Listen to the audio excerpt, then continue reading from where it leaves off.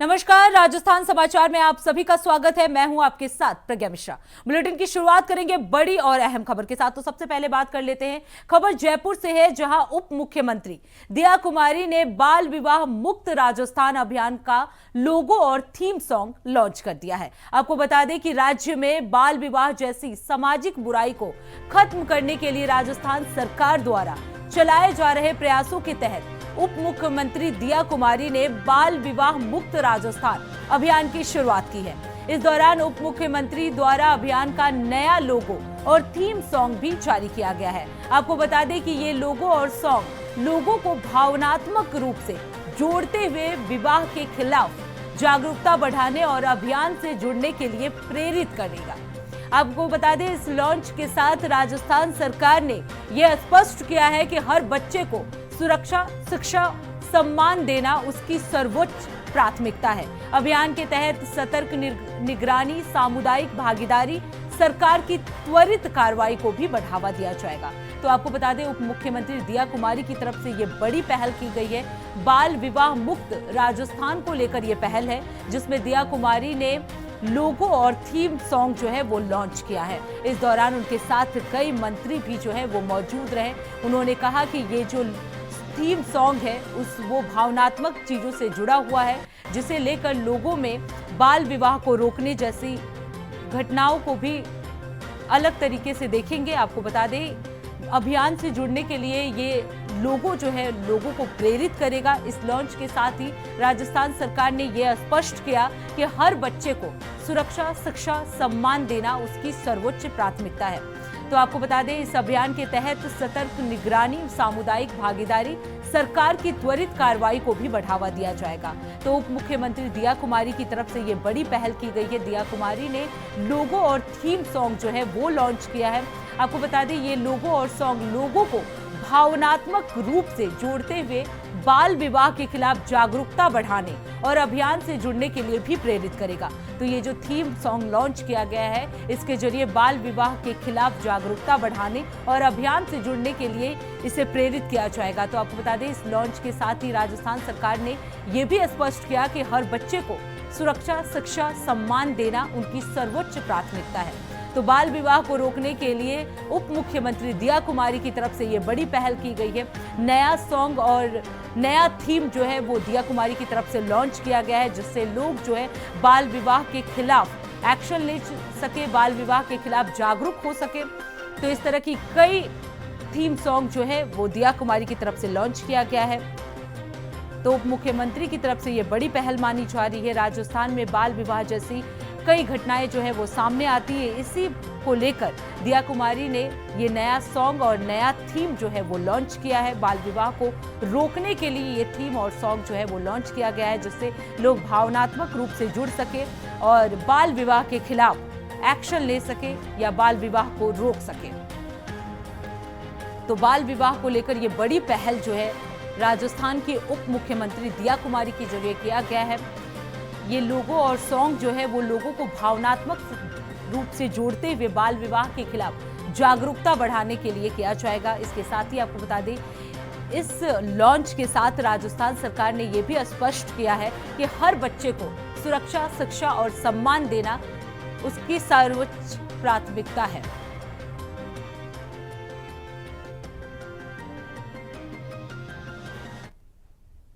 अब रुक करते हैं अगली खबर की। खबर बांसवाड़ा से है, जहां बांग्लादेशियों को बसाने का मास्टरमाइंड लल्ला डॉन को गिरफ्तार कर लिया गया है।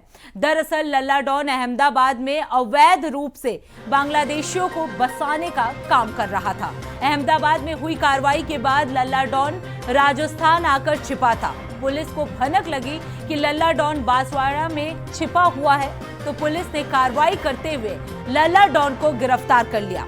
आपको बता दें कि लल्ला डॉन के बेटे को क्राइम ब्रांच गुजरात टीम ने पहले ही गिरफ्तार कर लिया था। फिलहाल गृह मंत्रालय के निर्देश के बाद राजस्थान पुलिस जो है अवैध रूप से चल रहे बांग्लादेशियों की पहचान के लिए अभियान चला रही है और इसी अभियान के तहत लल्ला डॉन को जो है वो गिरफ्तार किया गया है। आपको बता दें, वो लंबे समय से अहमदाबाद में रह रहा था, उसके बाद वो राजस्थान आया और राजस्थान में बांसवाड़ा से उसकी गिरफ्तारी जो है कर ली गई। तो पहले ही उसके बेटे को भी गिरफ्तार किया जा चुका है। लगातार राजस्थान सरकार जो है बांग्लादेशियों को बसाने वाले मास्टरमाइंड की खोज कर रही थी और इसी बीच बांग्लादेशियों को बसाने वाले मास्टरमाइंड लल्ला डॉन को जो है पुलिस ने गिरफ्तार कर लिया है।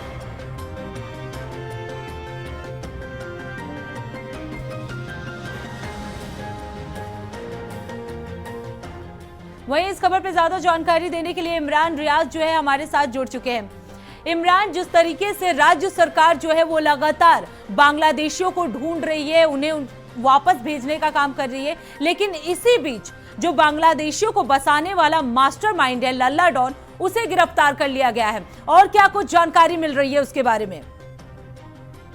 प्रज्ञा, मुख्यमंत्री भजनलाल शर्मा जी ने पिछले बुधवार को समीक्षा बैठक ली थी, जिसमें उन्होंने निर्देश दिए थे कि बांग्लादेशी जो अवैध रूप से रह रहे हैं उनकी धरपकड़ करके और उनकी शिनाख्त करके उनको वापस भेजा जाए जी। और इसी बीच अहमदाबाद में जो अवैध रूप से बांग्लादेशियों को जो बसाने वाला जो माफिया है लल्ला डॉन के नाम से, ये राजस्थान में छुप कर रह रहा था बांसवाड़ा में। बिल्कुल इमरान, इसे किस तरीके से गिरफ्तार किया गया और ये अब तक कहाँ पे रह रहा था? ये बांसवाड़ा में आकर छिपा हुआ था। पुलिस ने विजिलेंस टीम से इसकी शिनाख्त करी और सुबह ही इसको धरपकड़ करके क्राइम टीम की ब्रांच ने और इसको हवालात में कर दिया। इमरान, जिस तरीके से बताया जा रहा है कि इसके बेटे को भी इससे पहले गिरफ्तार किया गया था, तो उसे कहां से गिरफ्तार किया गया था और वो कब से जयपुर में या राजस्थान में रह रहा था? लल्ला डॉन का जो बेटा है, गुजरात टीम ने पहले ही इसको वहां अहमदाबाद से गिरफ्तार कर लिया था और ये खुद बांसवाड़ा में छिपा हुआ था। गृह मंत्रालय से निर्देश मिल चुके थे राजस्थान पुलिस को प्रज्ञा, और बांग्लादेशियों की पहचान का शिनाख्त का अभियान चला रखा था राजस्थान पुलिस ने। इसी की कार्रवाई के अंदर इसकी पुष्टि हुई कि ये बांसवाड़ा में छिपा हुआ है और पुलिस ने पूरी तहकीकात करके इसको घर से उठा लिया पूरा। जी इमरान, अगर बात की जाए बांग्लादेशियों की पहचान की, तो क्या कुछ पहल जो है सरकार की तरफ से की जा रही है? क्या कुछ रूल्स बनाए गए हैं जिससे बांग्लादेशियों को पहचाना जा सके? अवैध रूप से जो बांग्लादेशी रह रहे हैं, इन्होंने अपने राशन कार्ड और जन आधार कार्ड भी बनवा लिए हैं और राजस्थान की राजनीति में जब चुनाव का वक्त होता है तो ये बड़ी सक्रिय भूमिका निभाते हैं किसी विशेष दल को वोट कास्ट करने में। तो इसके मद्देनजर रखते हुए और पहलगाम में जो आतंकवादी घटना हुई, इसके बाद पुलिस तंत्र काफी एक्टिव मोड में आ गया और तुरंत में कार्रवाई करके गैर जो रह रहे हैं बांग्लादेशी अवैध रूप से इनका अभियान सरकार ने चला रखा। कितने बांग्लादेशियों को अभी तक वापस भेजा जा चुका है, पहचान की जा चुकी है उनकी? राजस्थान में अभी पाली के अंदर 15 बांग्लादेशी पकड़े हैं, अजमेर से पकड़े हैं, जयपुर से पकड़े हैं। राजस्थान के हर जिले से छापा मार रही है पुलिस और शिनाख्त कर रही है। जो अवैध रूप से बांग्लादेशी रह रहे हैं उनकी धरपकड़ चल रही है प्रज्ञा। जी बिल्कुल इमरान, आप बने रहिएगा, आगे भी आपका रुख करेंगे। तो अवैध रूप से रह रहे पाकिस्तानी जो या तो शॉर्ट टर्म वीज़ा में या फिर विदाउट वीज़ा है, उन पे कार्रवाई की गई। ऐसा कोई संदिग्ध नहीं पाया गया। इसके अलावा बांग्लादेश से आए नागरिक जो अवैध रूप से यहाँ पर बसे हुए हों कोई भी इलाके में, उसको लेकर के सघन चेकिंग की जा रही है सभी थाना क्षेत्र में। कुछ संदिग्ध पकड़ में भी आए जिनसे पूछताछ की जा रही है। कुछ के पास इंडियन डॉक्यूमेंट्स भी हैं जैसे आधार कार्ड या वोटर कार्ड, परंतु पूछताछ की जा रही है कि कब आए, कैसे आए, क्या प्राप्त किया, क्या सिटीजनशिप है, क्या वास्तव में वो हिंदुस्तान के ही नागरिक हैं या फिर ये डॉक्यूमेंट जो है फर्जी तरीके से बनाया गया है। गुजरात क्राइम ब्रांच की टीम ने भी कार्रवाई की है, एक लल्ला डॉन करके नाम को, उसको भी गिरफ्तार किया गया। क्या उसके बांसवाड़ा में किसी से संबंध है सर? जो गुजरात राजस्थान का बॉर्डर गांव है, वहां से एक व्यक्ति को ऐसी सूचना मिली है कि गुजरात पुलिस लेकर के गई है। उस गांव में भी चेकिंग की गई है। वहां से एक संदिग्ध को पिकअप सल्लोपाट थाना ने किया है। पूछताछ जारी है। ऐसी कोई बात आएगी तो अकॉर्डिंगली उस पर कार्रवाई की जाएगी। तो फिलहाल रुकते एक छोटे से ब्रेक के लिए। ब्रेक के बाद जल्द लौटेंगे। देखते रहिए इंडिया वॉइस। तो ब्रेक के बाद एक बार फिर आप सभी का स्वागत है। रुक कर लेते हैं अगली खबर की। खबर खंडेला से है, जहां विदेशी घुसपैठियों के खिलाफ कार्रवाई लगातार दूसरे दिन भी जारी है। आपको बता दें, शुक्रवार को चौकड़ी रोड स्थित पारस ईंट भट्टे से गौ रक्षा दल के सदस्यों ने रात भर पीछा कर करीब 19 बांग्लादेशी नागरिकों को पकड़ा और खंडेला पुलिस को सौंप दिया। वहीं इससे एक दिन पहले भी खंडेला पुलिस ने ईंट भट्टे से करीब 3 दर्जन बांग्लादेशी नागरिकों को पकड़ा था। जानकारी के अनुसार गौ रक्षा दल के सदस्यों को सूचना मिली थी कि जिसके बाद रात को ही सभी सदस्य जो है वो मौके पर पहुंच गए थे, लेकिन बांग्लादेशी नागरिक वहां से नहीं मिले। इसके बाद रात भर की कड़ी मशक्कत के बाद गौ रक्षा दल के सदस्यों ने इन सभी नागरिकों को काटा चौराहे के पास स्थित पारस ईंट भट्टे से पकड़ा। इन सभी नागरिकों के पास फर्जी भारतीय दस्तावेज भी बरामद किए गए। शुरुआत में सभी ने खुद को बिहार और पश्चिम बंगाल का होना बताया, लेकिन जब घंटा भर पूछताछ जारी रही तो इनकी पोल खुली और कई लोगों ने बांग्लादेशी होना कबूल किया। तो 19 लोगों को पकड़ा गया है। वहीं इस खबर पर ज्यादा जानकारी देने के लिए इमरान रियाज लगातार हमारे साथ बने हुए हैं। इमरान, अब खंडेला में भी पुलिस की ये जो कार्रवाई है बांग्लादेशियों को पकड़ने की, वो लगातार जारी है। ऐसे में 19 बांग्लादेशियों को पकड़ा गया है। अब आगे की क्या कुछ कार्रवाई जो है वो पुलिस की रहने वाली है? खंडेला में 19 लोगों को पकड़कर पुलिस को सौंपा है गोरक्षक दलों ने जी। और इसी तरह से वहाँ की लोकल जो आवाम है, जो पब्लिक है, वो भी इनकी शिनाख्त कर रही है। वो भी सरकार के साथ है, पुलिस प्रशासन के साथ है और पुलिस भी अपनी इंटेलिजेंस से सब कुछ पता कर रही है कि कहाँ बांग्लादेशी जो बस्तियां जो बसी हुई है, जिसमें अवैध रूप से जो बांग्लादेशी रह रहे हैं। ताज्जुब की बात यह है कि इन्होंने अपने फर्जी दस्तावेज बना रखे हैं, जिसमें राशन कार्ड है, बांग्लादेश है, वोटर लिस्ट में इनके नाम जुड़े हुए हैं। उन सब पे विस्तृत शिनाख्त हो रही है और जांचा परखा जा रहा है और वोटर लिस्ट से नाम हटाए जा रहे हैं इनके और इनको सीधा जो है बांग्लादेश में वापस भेजा जा रहा है। जी बिल्कुल इमरान, लेकिन अगर बात की जाए, क्योंकि जिस तरीके से सर्च अभियान जो है वो लगातार जारी है, ऐसे में अगर बात की जाए खंडेला की, तो खंडेला आखिर वो कौन सा इलाका है जहां इतनी संख्या में बांग्लादेशियों को पकड़ा गया? यहाँ पे ईंटों के भट्टे हैं, जहाँ पे ये ईंटों के भट्टों में मजदूरी करके रह रहे थे छुपके और काफी मात्रा में ईंटों के भट्टे जहाँ पे ईंटें बनती है और भट्टा मालिकों को दोबारा पुलिस ने पहले भी चेतावनी दी थी और अभी वापस चेतावनी दी है कि आप बांग्लादेशी मजदूरों को गैर रिहायशी तौर पर अवैध तरीके से नहीं रखोगे, क्यों और जिस वजह से भट्टा मालिकों को ये सस्ते पड़ते हैं प्रज्ञा मजदूरी के लिए, तो इनकी शहर पे ये लोग रह रहे हैं, जिसका भंडाफोड़ जो है पुलिस ने करा है गोरक्षकों की मदद से। बिल्कुल इमरान, अगर बात की जाए गौ रक्षकों की, तो ये किस तरह से काम करते हैं, क्योंकि पुलिस का भी इसमें इन्वॉल्वमेंट है और ऐसे में गौ रक्षकों की भी बात जो है वो सामने आ रही है, तो वो कैसे कार्रवाई करते हैं? गोरक्षक दल जो है किसी क्षेत्र के अंदर इनकी गश्त रहती है, ये ढूंढते हैं कि कोई अवैध गतिविधि तो नहीं चल रही है, चाहे वो गाय माता को लेकर हो या किसी भी दूसरे फॉर्म में हो।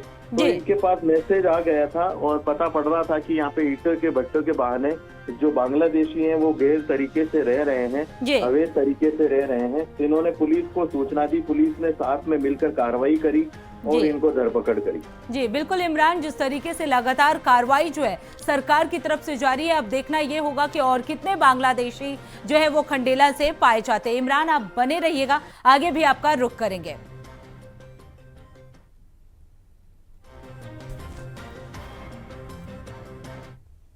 थाना में हमने पहले भी कई बार यहाँ चेकिंग वगैरह की है और अक्सर सुरक्षा की दृष्टि से सभी करते रहते हैं।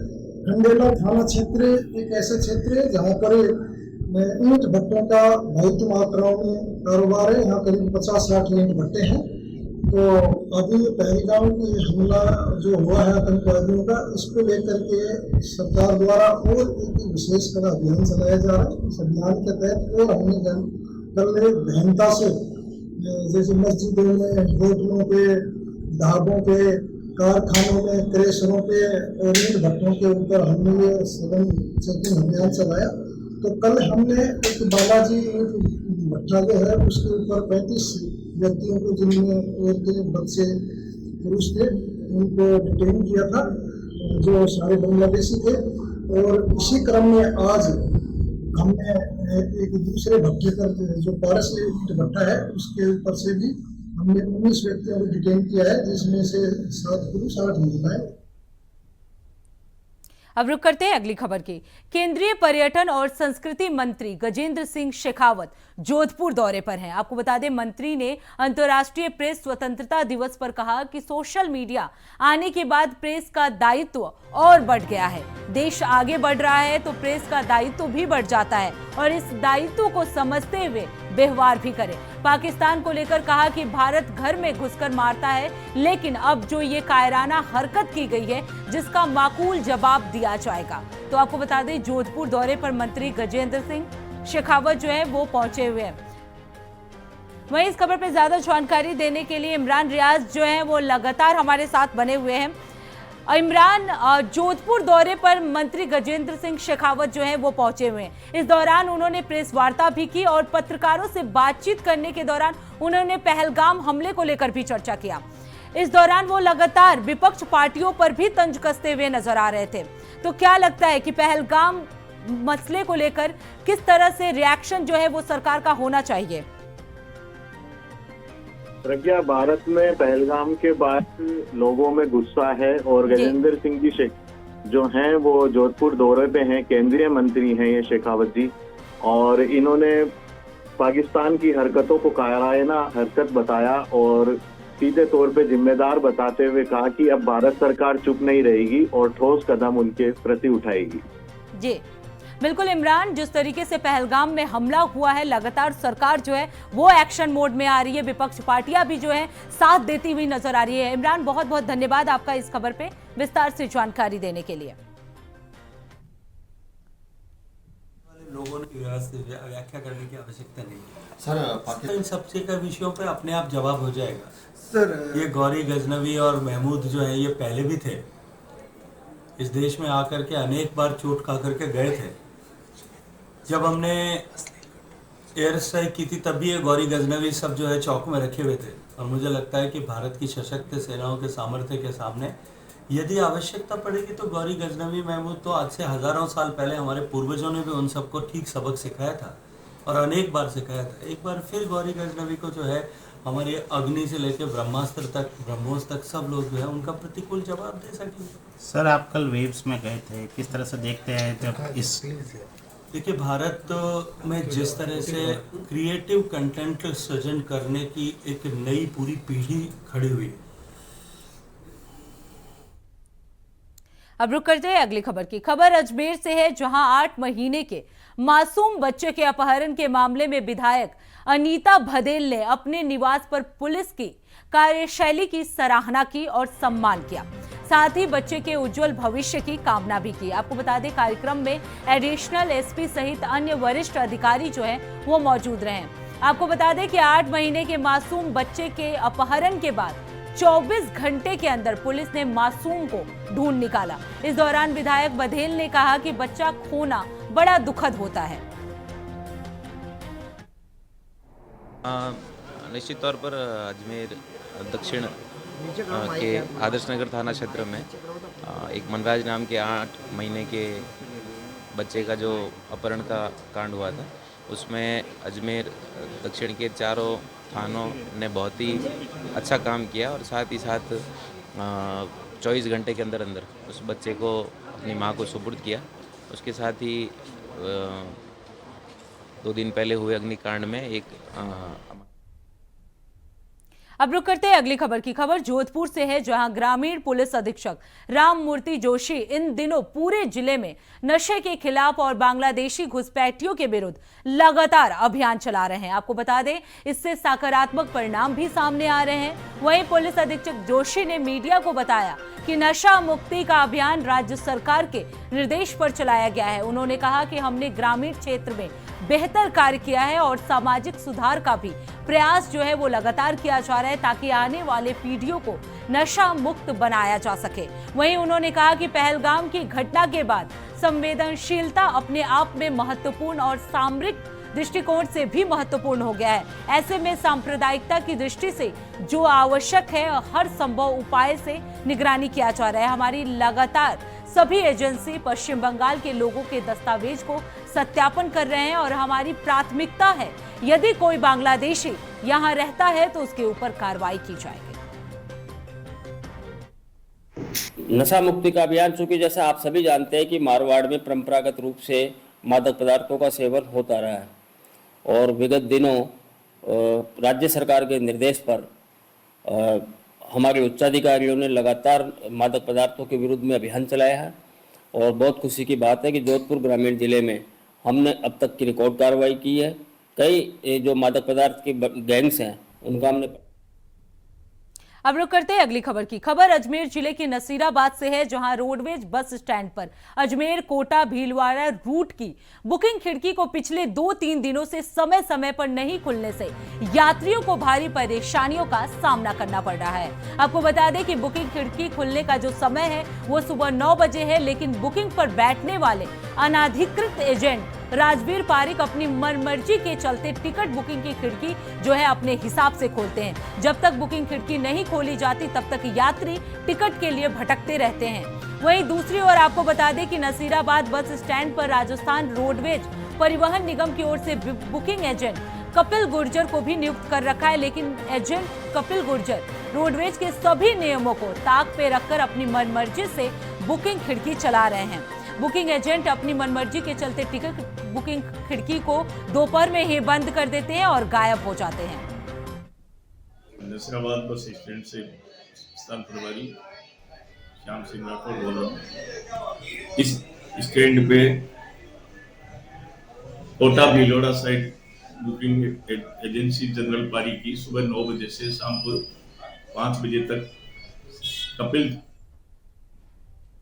अब रुक करते हैं अगली खबर की। खबर नागौर से है, जहां पुलिस थाने स्तर पर यातायात नियमों की कार्रवाई की गई है। जिले में 20 थानों की कार्रवाई में 2 ट्रैफिक थानों की मात्र 1/4 रह गई। सवारी वाहनों में माल ढोने और माल वाहनों में सवारी ढोने वालों के खिलाफ भी कार्रवाई जो है अभी तक नहीं हुई है। आपको बता दें वाहनों पर LED लाइटें लगाने और बम्पर लगाने के खिलाफ भी पुलिस जो है लगातार कार्रवाई कर रही है।